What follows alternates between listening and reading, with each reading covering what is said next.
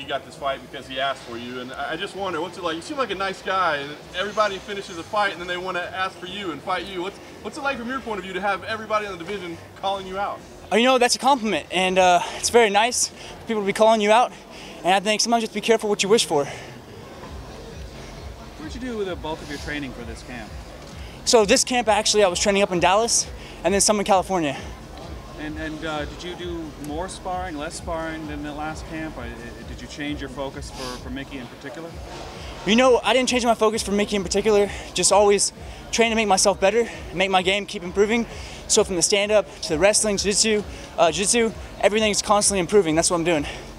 Are you going into this fight to prove him wrong, to basically say, you know, I'm the real deal?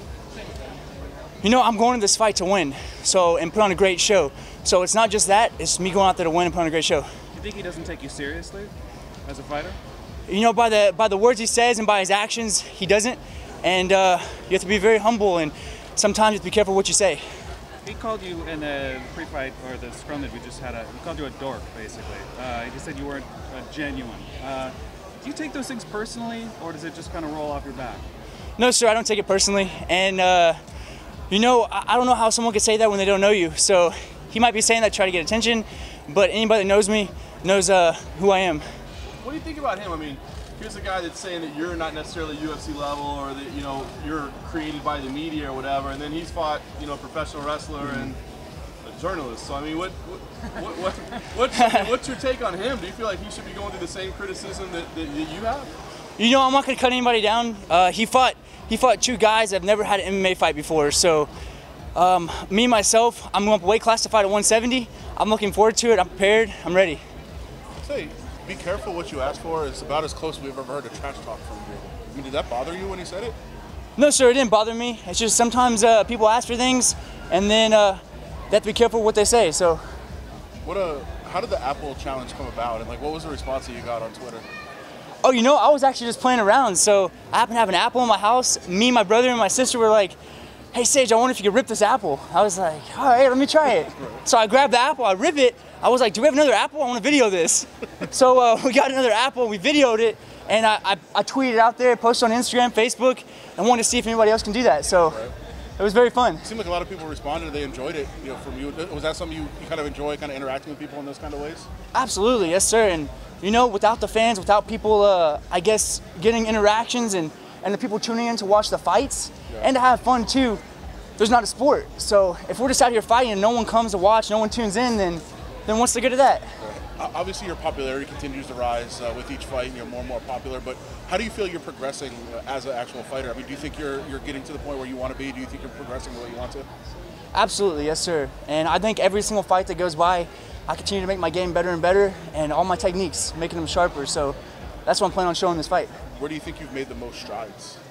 I'm always making strides in every area. Yeah. So even the stand-up, the wrestling, jiu-jitsu, always improving everything. You can't just focus on one thing. It is mixed martial arts, so you have to be well-rounded. How about just confidence of getting in there? I mean, do you feel more and more comfortable every time that you step in, that you're, you know, more just, you know, that you're getting experience and you're, you know, you're coming along in that way? Absolutely. Yes, sir, I do. And every fight that goes by, you do get more confident. You know, I ask you every time, but when's the last time you were mad? I can't even think of one. I know everybody gets mad sometimes, but you have to. Look at yeah, I know you have to get mad sometimes, but I can't think of anything. And having bouts with like MRSA and staff make you mad? I know that those were things that you've dealt with in the past, like recent months and all. Sure, I didn't like that, but I didn't like that at all. No way. But I was happy when I overcame it, so that was something that I didn't want on me, and it's gone now. That was a good one. I didn't think of that. You got a new striking coach, Tyler up there. Is that new to this camp? Yes, sir, it is. He's a great guy too. Yeah, how did that happen? 'Cause I know he coaches Raymond Daniels, who's also a successful kickboxer. Yes, sir. Actually, me and Raymond Daniels have known each other since we were little kids, so that's pretty interesting. He trains with Tyler Wombles, and me and Tyler came about through him, and we're training together, so it's great. Is there a switch when you get into the octagon, though? I mean, you're very polite and humble, but I mean, obviously there's sort of a mentality you have to have. I mean, does something change when they close that octagon door for that, you know, small amount of time? Absolutely, it does. Yes, sir. And when you walk out there, you're having fun. Everything's a blast. You get in there, you're still having fun, but a switch does kick in. When the cage door shuts, you're in the octagon, you go out there and touch hands, touch gloves. Even if you don't, it's just me and my opponent. So it does switch. I'm going out there to win, and that's how it is. Do you like your current setup better than training at TriStar? I mean, why did you leave TriStar? So at the time I had finals I had to do, and also I was very sick with MRSA, as you mentioned.